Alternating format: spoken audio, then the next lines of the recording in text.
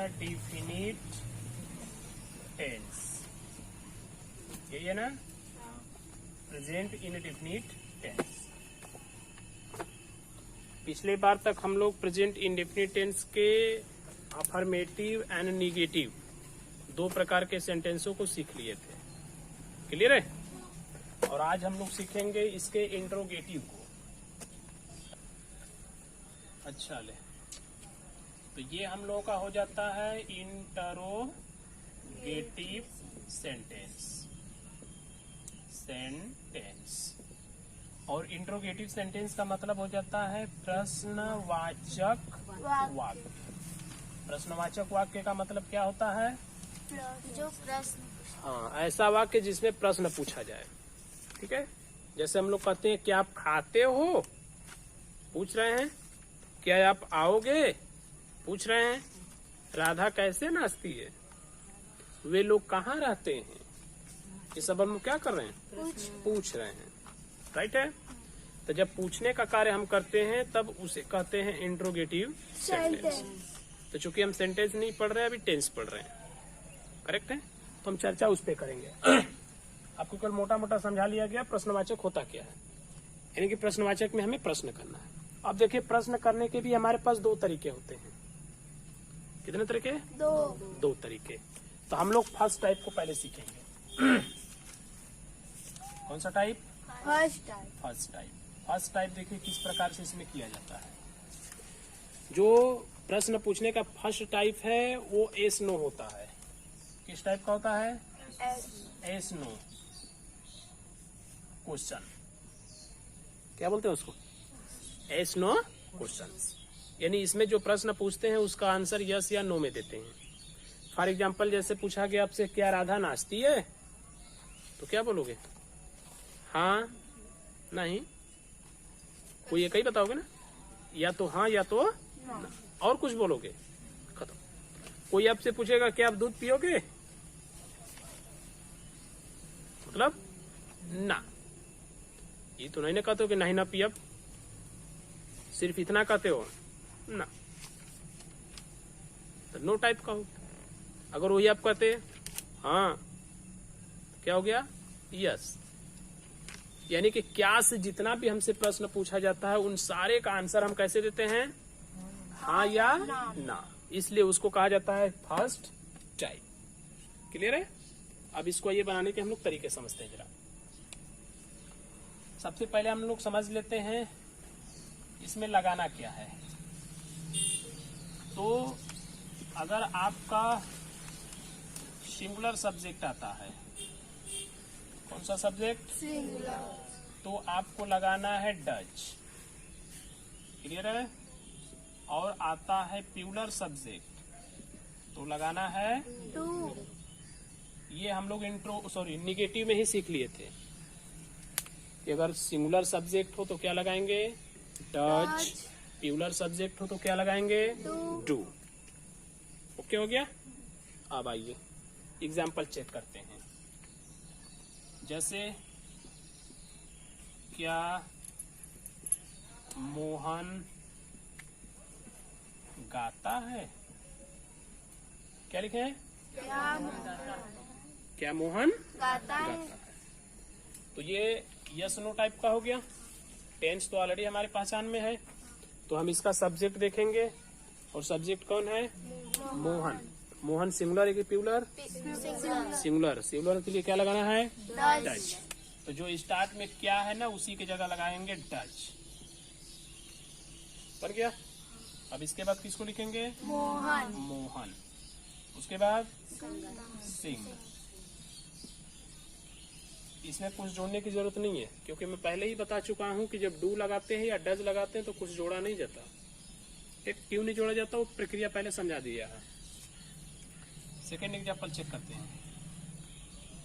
क्या तुम आम खरीदते हो, क्या लिखा? इसका सब्जेक्ट क्या है? तुम। सिंगुलर की प्लूरल? तो हम क्या लगाएंगे? डू। उसके बाद यू। उसके बाद खरीदने का बाई हो गया। उसके बाद मैंगो मैंगो यानी आम हो गया। सही है, समझ में आ रहा है? बहुत ही आसान है, कुछ भी नया नहीं है। राइट है। तीसरे पार्ट को हम लोग सीख रहे हैं। इन्हीं सब के बेस पर सारे के सारे टेंसों को हम लोग बना डालेंगे, नया कुछ नहीं करेंगे इसके बाद, सब इतने पे ही चलता जाएगा। सो ध्यान से बस इसको समझते रहिए। अब लिखा क्या, वह खाना बनाती है। क्या लिखा, खाना बनाती है क्या वह खाना बनाती है। तो क्या की जगह हम क्या लिखेंगे, डज। उसके बाद लड़की है ना, तो सी। फिर बनाना, खाना बनाना है ना, खाना बनाना मतलब कुक।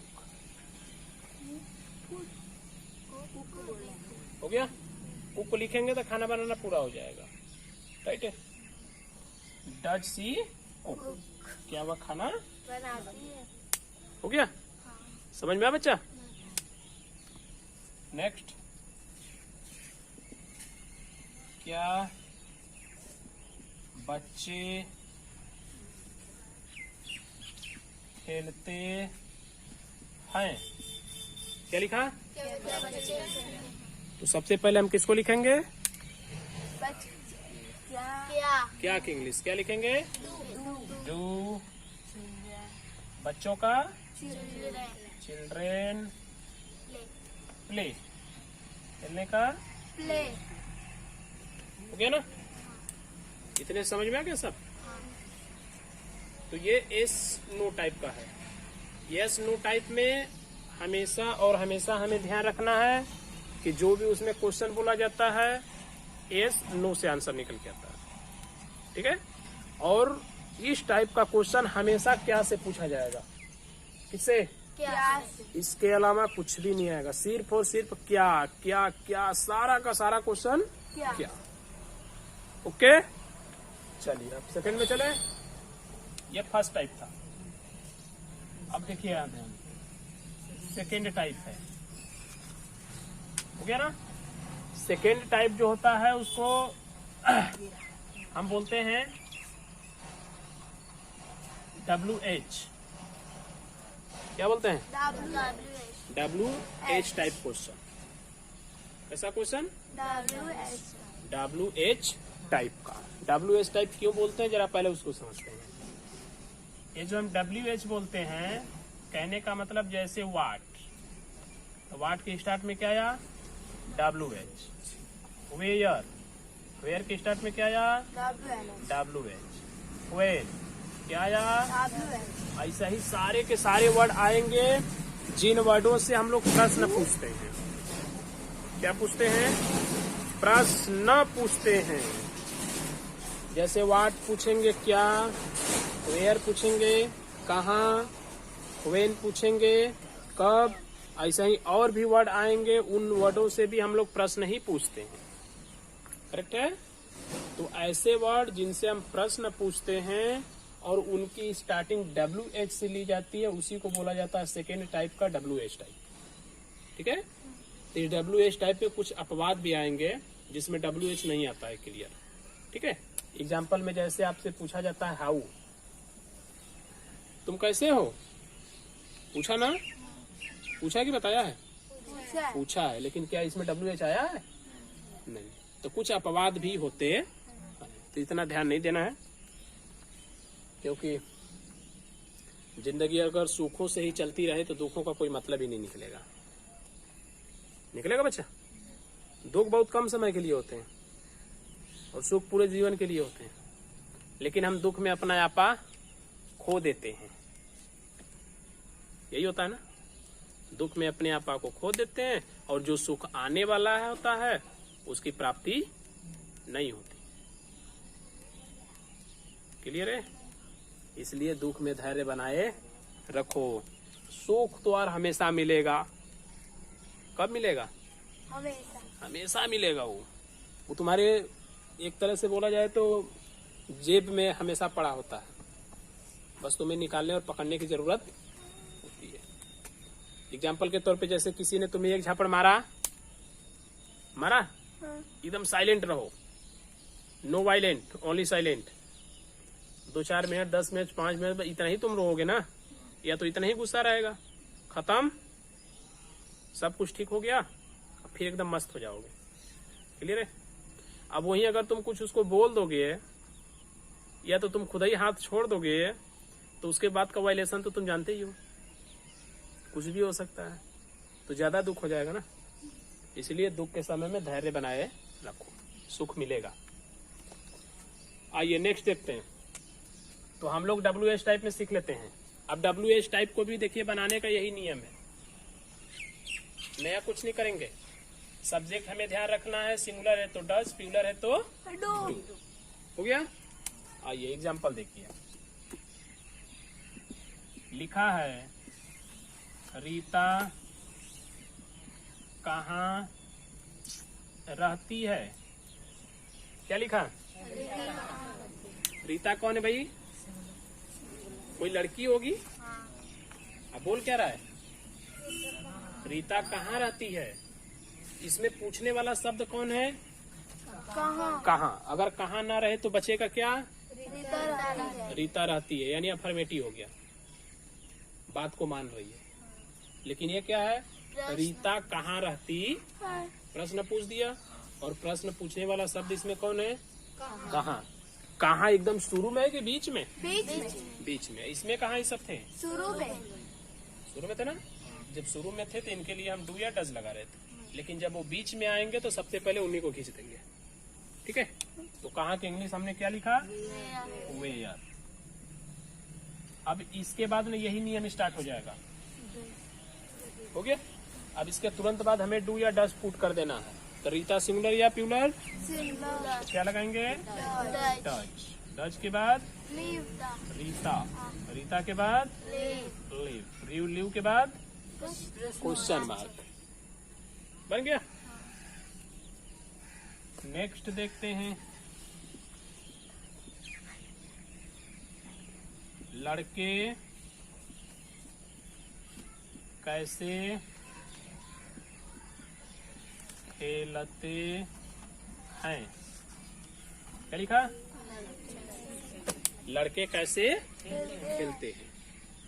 तो इसमें सबसे पहले किसको बनाएंगे? कैसे को। कैसे को क्या बनाएंगे? हाउ। कैसे। इसके बाद डू या डज? डू। फिर बॉयज, लड़के हैं ना। उसके बाद प्ले यानी खेलने का। बन गया? कठिन है? एकदम आसान है, बस थोड़ा सा ध्यान लगाना है। ठीक है? एकदम बारीकी से बस हम प्रेजेंट इंडिफिनिट के 4 खंड बता रहे हैं, 4 को बहुत बेहतरीन तरीके से आप समझ जाओ। इसके बाद मैं बोल दिया हूँ 12 टू गिनवाया था ना, सब के सब एकदम हलवा की तरह खत्म हो जाएंगे। एकदम कष्ट नहीं करना, बस एक ही में करना है, चाहे जितना भी कर लेना है। ठीक है? क्योंकि सब लोग हम इसी के बेस पर तैयार करेंगे। नेक्स्ट में जैसे बंदर, बंदर लिखना था, मंदर लिखना है। बंदर पेड़ पर क्यों रहते हैं।